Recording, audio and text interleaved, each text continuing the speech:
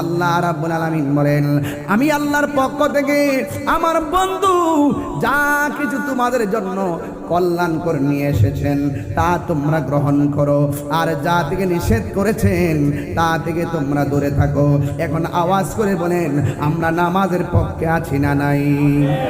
আমরা রোজার পক্ষে আছি না নাই? এই মুহূর্তে যদি তালিকা করা হয় ইসরায়েলের বিরুদ্ধে ফিলিস্তিনের পক্ষে যুদ্ধ করতে যেতে হবে, রাজি আছি না নাই?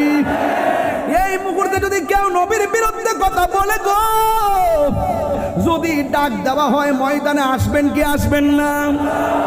আর সুন্নাত ওয়াল জামাত কি এখন দুই নাকি এক? আরো বড় করে বলুন। পাড়ায় পাড়ায় সুন্নিয়তের কমিটি করতে হবে, ওয়ার্ডে ওয়ার্ডে সুন্নিয়তের কমিটি করতে হবে, মাজারের আশেপাশে ওই মাজার ভাঙচুরকারীদের বিরুদ্ধে প্রতিরোধ কমিটি গঠন করতে হবে। ইউনিয়নে হলো